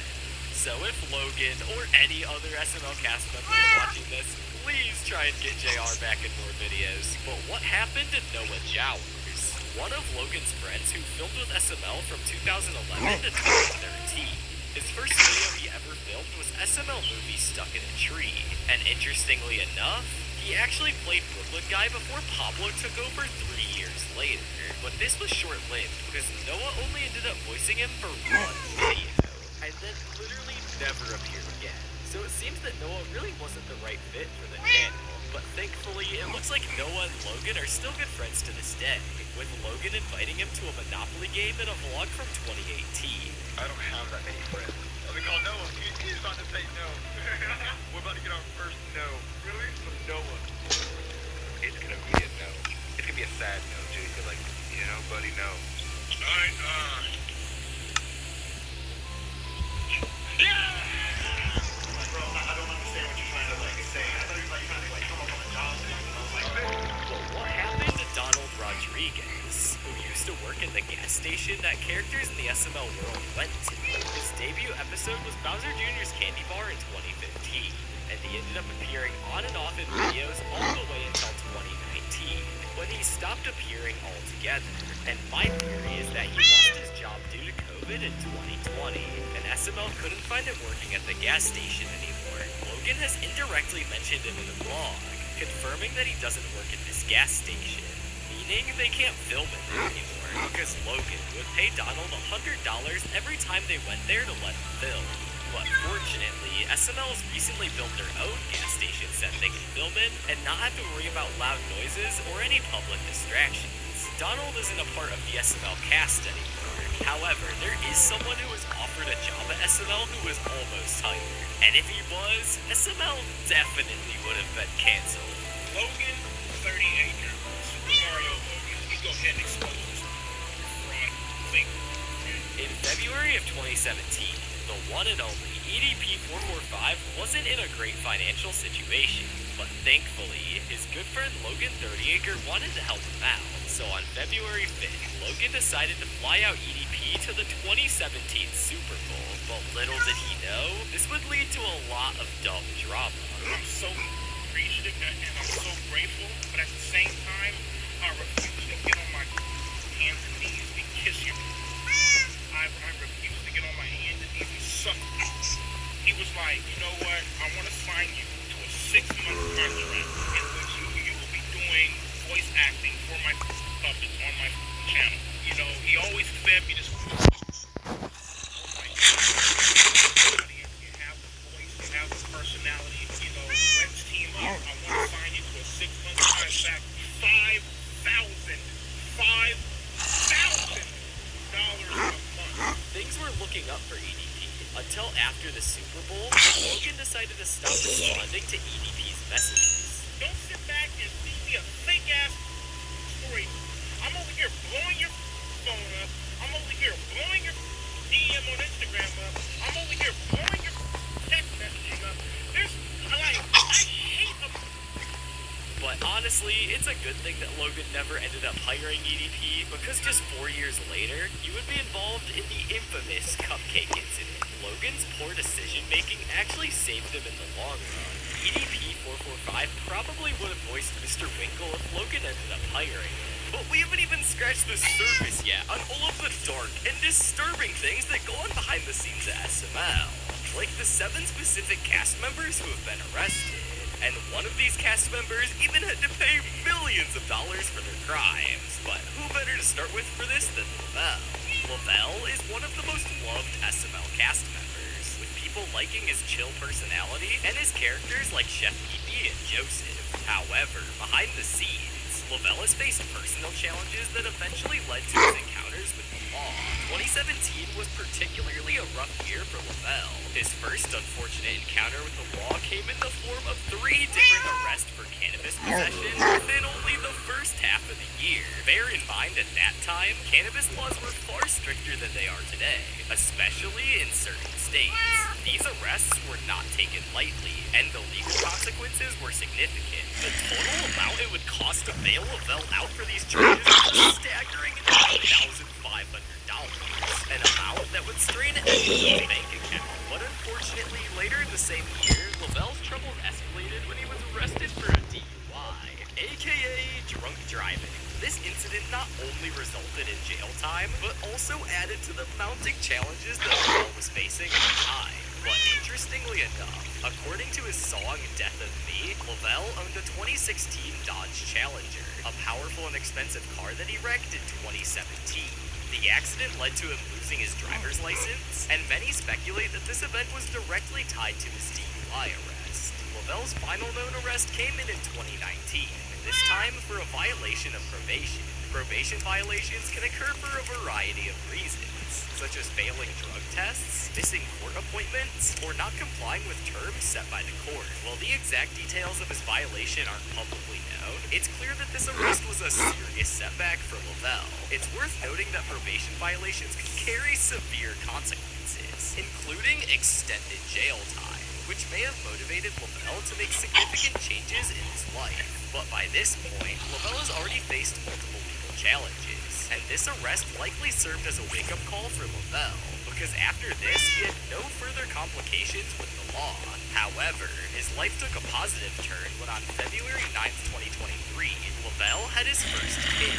This new responsibility seemed to solidify his commitment with staying on the right path, as he focused on providing a stable future for his child. And funnily enough, they even mentioned this in a video. Where's Joseph? He had a baby. What? He's just a kid. What? He'll be back soon, so I thought we needed a third friend, so I invited Tyler over. And judging by the fact that Lavelle hasn't been arrested for over 5 years now, it's safe to say that he's changed his ways. But I can't say the same about this next SML crew member. And their crimes are so ridiculous that they sound like they're straight out of a cartoon. JJ, aka Julian Jimenez, who is best known for appearing in Chili's vlogs, had his first run-in with the law when he was just 18 years old. And he was charged with discharging a firearm in a public space, a serious offense that would immediately put him in the radar of law enforcement. And unfortunately for JJ, this was followed by an additional charge for possession of an unregistered weapon. To make matters even worse, JJ was also charged with the possession of cannabis, a charge that, well, as severe as others, still quickly added to the list of big offenses. Much like in Lavelle's case, the consequences of his actions were immediate and harsh. JJ was fined $6,000 for his misdemeanors, a significant amount for someone so young. And this early incident set the stage for what would become a troubling pattern of behavior. JJ's next arrest was far serious. It involved a string of charges that would probably shock most of you. In 2019, just 2 months after his first violation, JJ got charged again for aggravated assault, battery, weapon offense, robbery, home invasion, and intimidation. The severity of these charges resulted in an astronomical fine of $1.1 million, an amount that few individuals could ever hope to pay. He obviously served some jail time for this, as a very small percent of the population is able to pay that fine. The nature of these charges led many fans to speculate that JJ's fallen into the wrong crowd. It's hard to believe that the guy who 1 year prior got pranked on Chili's channel and got cheese on his teeth would later commit a variety of very serious crimes. At just 18 years old, he was navigating a world of adult consequences, and some believe that his involvement in such serious crimes may have been influenced by external factors, such as peer pressure or even substance abuse. While there has been speculation that JJ may have struggled with more than just cannabis, these claims remained unconfirmed and should be taken as rumors rather than facts. But JJ isn't the only member of his family to be arrested. Chili's one and only family arrest occurred in March of 2021, and while it wasn't as severe as the charges faced by the other members of the cast, it's still worth noting as it adds to the family's very complicated history with the law. Chili's arrest was for contempt of court, a charge that typically arises when someone fails to comply with a court order or shows disrespect towards a court's authority. In her case, the details surrounding the incident remained somewhat private, but it resulted in a $500 fine. Continuing with Chili's family, we have yet another family member who got arrested, this time being her dad, Minely Jimenez. While he's often seen in Chili's vlogs as a supporting and loving father, his legal history reveals a more complicated side to his life. Minely's first known arrest occurred in 2011, when he was charged with battery, which involves the intentional use of force against another person, is a serious offense, and Minely was fined $200 for this specific incident. While the identity of the victim of this case was never officially confirmed, some fans have speculated that it may have been Wanda Jimenez, Minely's wife and the mother of Chili and JJ. But Minely's legal troubles didn't end with his first arrest. In 2014 and again in 2019, he was charged with battery once again.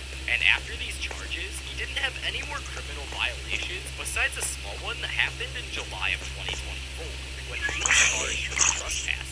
Trespassing is a less severe offense compared to battery, but it still carries consequences. Minely was fined $150 for this incident, but the Jimenez family arrests continue because Chili's mom has also been arrested. Wanda's first arrest occurred in May of 2013, when she was charged with a moving traffic violation and resisting an officer. Moving traffic violations can range from speeding to running a red light while complying with an officer. The situation becomes serious. Resisting an officer typically involves refusing to comply with law enforcement, which can escalate a routine stop into a criminal matter. For these charges, Wanda was fined $1,000 for each violation, totaling up to $2,000.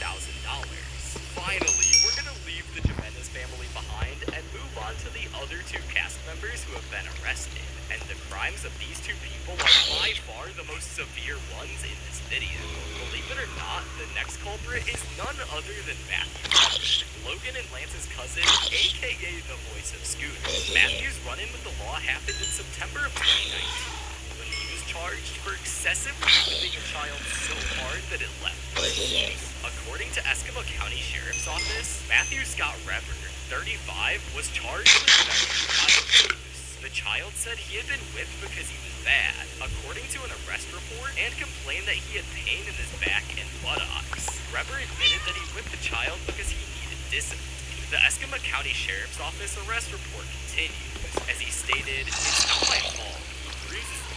According to ECSO, the child had what appeared to be the impression of a belt that started on the right side of his back, extended over the backbone area and towards the left side of his back, along with what appeared to be a slight bruising on his buttocks. The child was transported to the Gulf Coast Kids House for an interview and medical evaluation. The report states that the corporal punishment was excessive due to injury.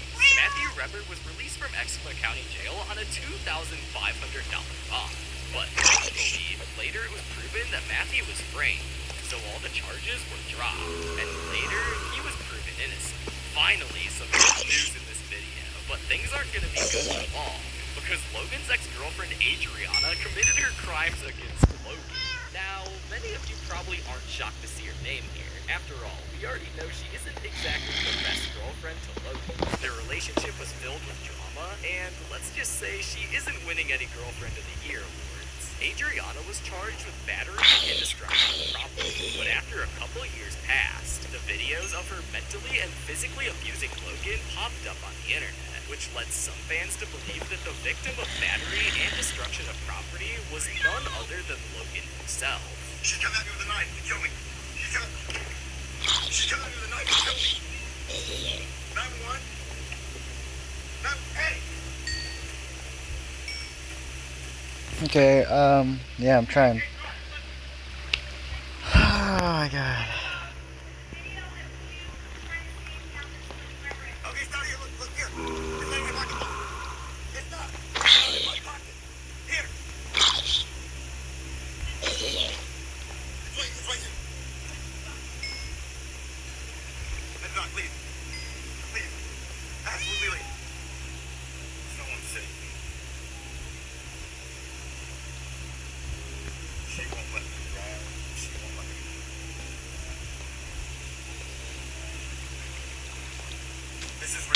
What the fuck?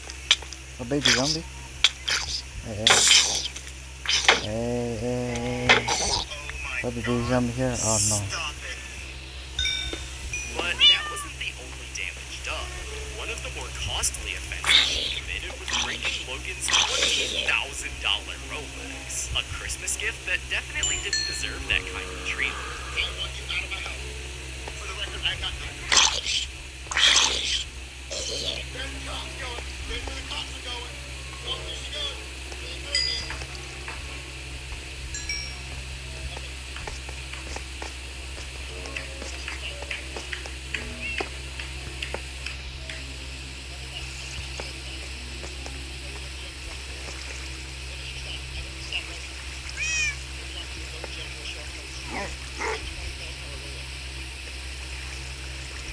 That is destruction of property. You destroyed a $25. Now, in this video so far, we've gone over cast members who have been fired and arrested. But now, let's get into some of the SML controversies that are really obscure. Starting with the SML Patreon, which ended up being a disaster, scamming fans out of thousands of dollars. In 2017, Logan was demonetized and down in the dumps, making no money on YouTube. So he came up with an idea to set up a Patreon page where he would go on to offer a variety of different rewards for paying a certain amount of money each month, with the first tier being $1 where you would get nothing, and the second tier was $5 for exclusive news and announcements. But he actually delivered on these promises. The problem started when he introduced the third tier for $10 a month, which promised early access to SML videos. The problem with this though is that Logan would upload the videos just 15 minutes before they were uploaded on Patreon.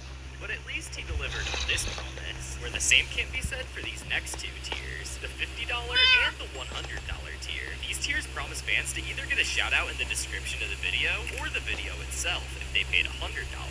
However, despite over 30 fans signing up for the $100 tier, only a lucky few actually got shouted out. But it only gets worse with the next and most expensive tier of the Patreon. I also had a tier for $500 that if you pay $500, you got any video idea you wanted made. 4 or 5 people paid $500, and then their video idea was, well, I want Jeffy and your characters to watch my channel and say how amazing my channel is and tell everyone to come subscribe to my channel. That's not really a video idea. Imagine SML movie, go subscribe to this guy's channel. And as you can imagine, this only prompted more outrage from fans. My friend donated $100 for a shout out a long time ago, and so far he's never got it. I'm glad I didn't donate. I'm not even surprised at this point. This is all one big scam. This ended up causing so much backlash for Logan that he had to upload a 15-minute long apology video, where he basically said that a lot of people were scamming him by refunding the money donated to his Patreon, meaning that Logan basically gave them the reward for free. So shortly after this, Logan ended up shutting down the Patreon in late 2017. But there's another SML character that is so controversial, you might as well for the most. The character I'm talking about is Doofy the Dragon. And to make it even worse, Doofy the Dragon is now on YouTube Kids and is causing thousands of parents around the world to panic. No, I'm not even kidding. Okay, it'll be today, I don't know. Like, I forgot my bed, bro. How the fuck did I get my bed? I'm ready to check. And to make it even worse, Damn. YouTube is flagging The these failure. videos as made for kids, making That's them something appear about on it. I don't know. the YouTube Kids app. This would quickly cause a ton of concerns for parents, because if you've ever seen Doofy the Dragon, you would know he's anything but family friendly. This prompted one mom to finally speak out on TikTok about what was going on. That has been coming into my home anywhere from 9 to 11 o'clock at night, and he's crying. He gives me a hug, and when I ask him what's wrong, he says, I just love you. Then she proceeds to claim the next morning during breakfast, the kid said, "Whoa, Mom, can you pass away happy so I don't have to offer?" I'm like, what show? And he said, the Dragon Show. The Dragon? What Dragon Show? On what? Because I'm trying to pull it up. And he said, on YouTube. Man, good thing Logan hasn't brought it back, because Doofy would influence kids to do bad things. The Doofy the Dragon situation is crazy. Funniest shit I've ever seen.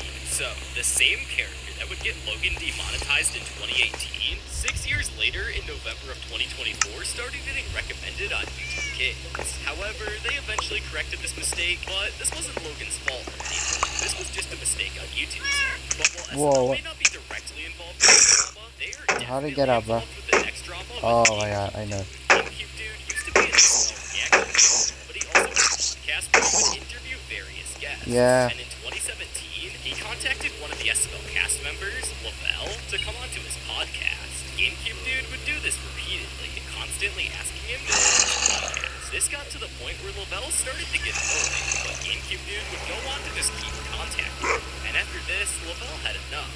So he called GameCube Dude on an Instagram live stream and told him that he wasn't allowed to react to SML anymore, telling him to delete every SML reaction that he's ever posted.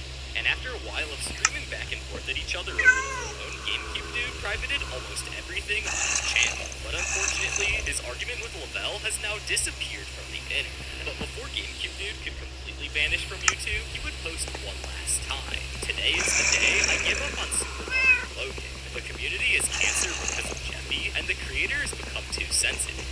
At this time, Jeffy was universally hated by both fans.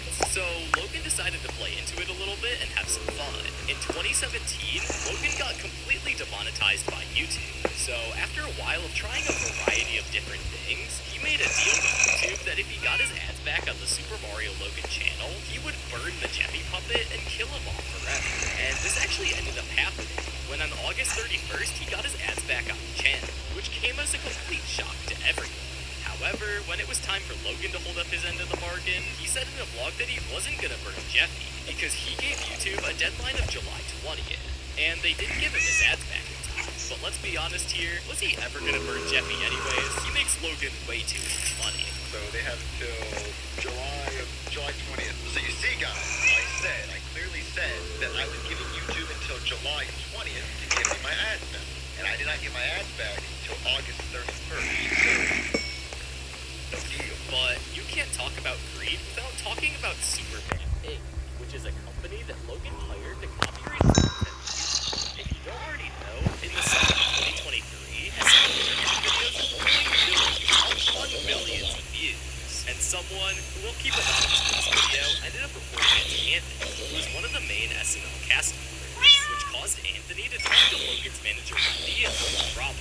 When she learned about how much money these compilations of SML videos were making, she decided to take action and hire a company called Superbam Inc. to hold copyright of it. Now, what this company does is it will search through every single video on YouTube, and if they find one using any of SML's content, a bot will automatically give it a claim, meaning Okay, a little bit today, I don't know. money off of uploaded SML content, which you think would fix the problem of SML marathon videos existing, right? Well, no. Believe it or not, it actually did nothing to the people making SML marathon videos. In fact, it only affected smaller content creators who were just doing innocent reaction videos. All my other reactions are probably gonna get hit.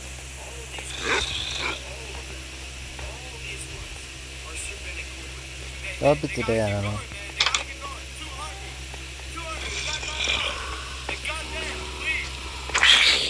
The guys who made these marathon videos stealing Logan's content have become so smart to the point where they insert copyrighted music at the end of the 3 hours of the marathon. And then they get to claim it, claiming all of the ad revenue on the video. Superbam has even gotten so bad to the point where it affects some of my videos on this channel. So please subscribe because I've already lost a ton of money to these claims. But whatever happened to Froggy Company? Who, if you didn't know, Okay, that'll be today, I don't know. Yeah. I did build it, but no, it's bullshit anyways. It's not even working.